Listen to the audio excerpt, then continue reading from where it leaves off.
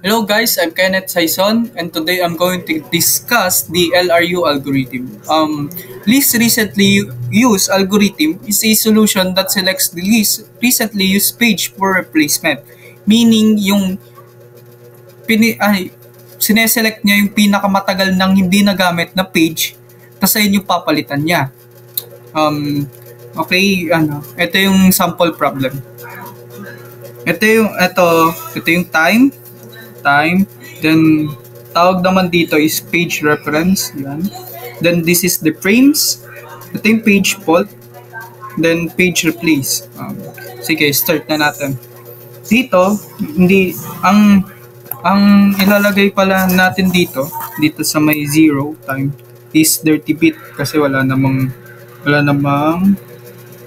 nilagay na page reference, yan. Ganun yung dirty bit.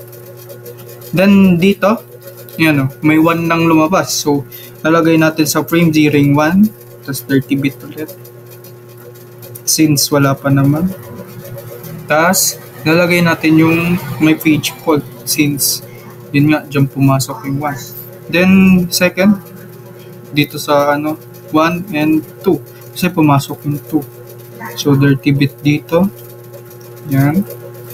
Tapos, lagyan mo page fault. Then, dito naman sa number time 3,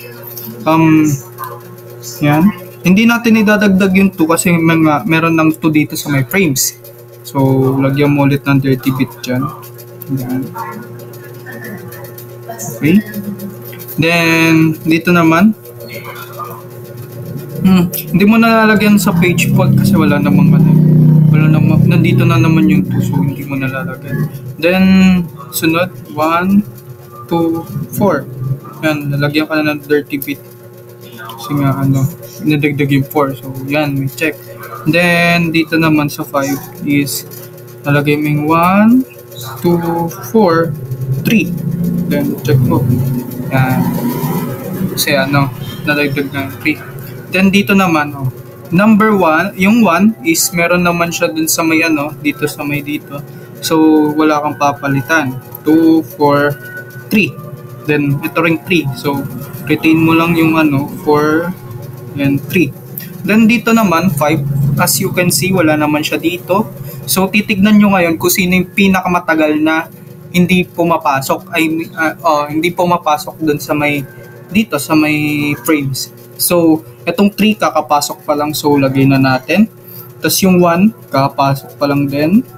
Then, 3 ulit, which is meron na. So, then yung 4 yung sunod, meron na.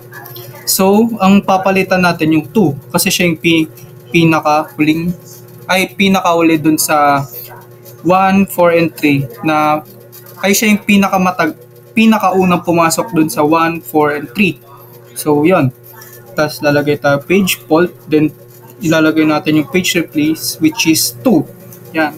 Then, dito naman sa 6. Yan.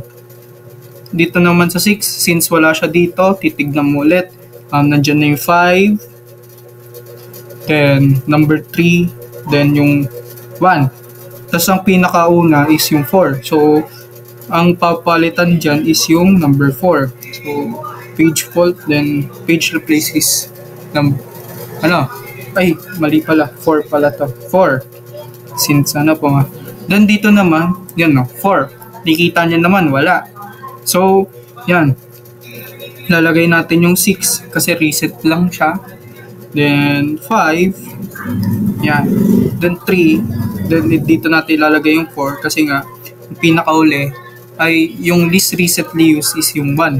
So, yan. Page replace 1. Yan. 1. Then, dito naman 2. Wala naman kayo nakikitang 2. So, gagawin natin, meron ng 4, meron ding 6.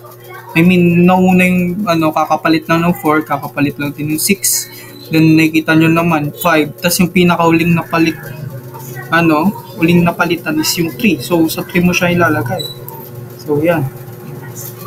Then, 3. Then, ito, 5. Meron na naman ditong 5. So, retain mo lang yan. 5, 6, and 2. Tapos, dito naman, yung 1. Walang 1 dyan. So, titignan ulit natin dito sa page reference. Ang pinaka huling napalitan is yung 5 ay Only dito is yung 5. So, merong 5. Then, sunod is yung number 2. So, ilagay na natin yung 2. Then, yung 4. 4. So, tas yung least recently used naman is yung 6. So, ilagay natin dito. Yan, 1. Then, check. Then, 6. Yan.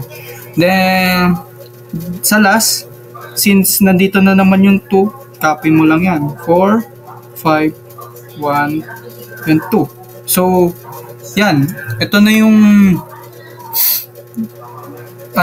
ito yung example ng least recent use. Ito yung example kung paano din siya i-solve.